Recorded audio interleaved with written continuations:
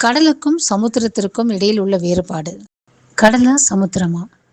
நம்ம கரையில நின்று பார்க்கும்போது நம்ம கண்ணுக்கு முன்னாடி பறந்து விரிந்திருப்பது கடலா இல்லைன்னா சமுத்திரமா? கடல், சமுத்திரம் ரெண்டுமே வெவ்வேறானவை. ஆங்கிலத்தில் சி அண்ட் ஓஷன் இப்படின்னு சொல்கிறோம். இன்னைக்கு இது ரெண்டுத்துக்கும் என்ன வித்தியாசம் அப்படின்னு பார்க்கலாம். வணக்கம், லெட் நேச்சர் லிவ்விற்கு உங்களை வரவேற்கிறோம். சமுத்திரத்திற்கும் கடலுக்கும் இடையில இருக்கக்கூடிய முக்கிய வேறுபாடுகள் என்ன அப்படின்னு பார்க்கலாம். முதல்ல அளவு. சமுத்திரங்கள் ரொம்ப ரொம்ப பெருசு. எல்லா கண்டங்களையும் ஒன்று சேர்த்தா எவ்வளோ நிலப்பரப்பு இருக்குமோ அதை விட பசிபிக் சமுத்திரத்தோட பரப்பளவு பெருசு.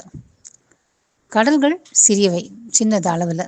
உதாரணத்துக்கு நம்ம ஒரு பசிபிக் பெருங்கடலில் 1000க்கும் அதிகமான மத்திய தரைக்கடல் அடங்கிடும். ஆழம் எடுத்துக்கிட்டோம்னா சமுத்திரத்தோட ஆழம் ரொம்ப அதிகம். பசிபிக் பெருங்கடலில் இருக்கிற மரியானா அகழியோட ஆழம் பார்த்திங்கன்னா சுமார் 36,000 அடி.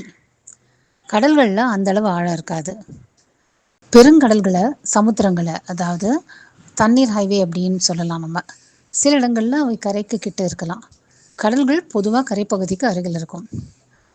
இப்போது நம்ம நடுக்கடலில் இருந்தோம் அப்படின்னு சொன்னால் வானிலை சாதகமாக இருந்தால் நம்மளால் கரையை பார்க்க முடியும். அது எல்லா கடல்லேருந்தும் அப்படி பார்க்க முடியாது. அரேபிக் கடல் மாதிரி பெரிய கடலாக இருந்ததுன்னு சொன்னால் நம்மளால் கரையை பார்க்க முடியாது. ஆனால் எந்த சமுத்திரமாக இருந்தாலும் நம்மளால் நடு சமுத்திரத்துலேருந்து கரையை பார்க்க முடியாது. கடலில் உயிரினங்கள் அதிகமாக இருக்கும். நீர்வாழ் உயிரினங்கள் கடலில் ரொம்ப அதிகம், பல்லுயிர் பெருக்கம் அதிகம். இப்போ ஆறுகள்லேருந்து ஊட்டச்சத்து பாயறதுனால கடலில் பல்லுயிர் பெருக்கத்தை நம்ம பார்க்க முடியும். ஆனால் சமுத்திரத்தில் நீர்வாழ் உயிரினங்கள் குறைவாக இருக்கும். இங்கே அதிகமாக இருப்பது பாக்டீரியா, மைக்ரோஸ்கோபிக் பிளாங்டன் போன்றவை தான் இருக்கும் அதிகமாக. கடல் நீரோட உப்புத்தன்மை, நதிநீர் உள்ள புகுதல், ஐஸ் கட்டி உருவாதல் மற்றும் கரைதல் ஆகியவற்றை பொறுத்து வேறுபடும். கரைகளை ஒட்டி உப்பு குறைவாகவும் சற்று உள்ள கடலுக்குள்ளே போனால் உப்பு அதிகமாகவும் இருக்கும். சமுத்திரத்தில் உப்புத்தன்மையும் வெப்பநிலைமையும் பொதுவாக நிலையாக இருக்கும்.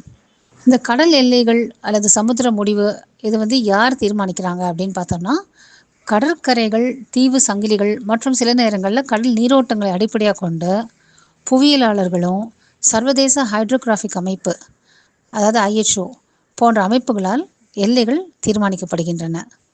எடுத்துக்காட்டாக அரபிக்கடல் பார்த்தோன்னா இந்தியா, பாகிஸ்தான், ஈரான், ஓமன் ஆகிய நாட்டோட கரையோரங்களில் முடிவடைதாக கருதப்படுது.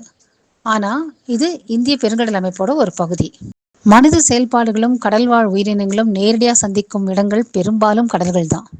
மீன் பிடிக்கிறது, சுற்றுலா, அதிகப்படியான மீன்பிடித்தல், மாசுபாடு மற்றும் எண்ணெய் கசிவுகள் இது எல்லாமே கடல்களை வேகமாக பாதிக்கின்றன. பெருங்கடல்கள் அப்படின்னு நம்ம சொல்லக்கூடிய சமுத்திரங்கள் கூட இதுலேருந்து தப்ப முடியறதில்ல. பிளாஸ்டிக் கழிவுகள் ஆயிரக்கணக்கான கிலோமீட்டர் பயணித்து மிகப்பெரிய குப்பை திட்டுகளில் கூடிடுது.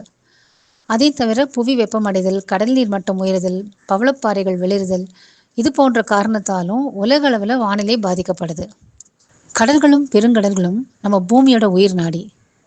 ஒன்று உலகை இணைக்கிறது, மற்றொன்று வாழ்க்கையை நம் கரைக்கு நெருக்கமாக கொண்டு வருகிறது.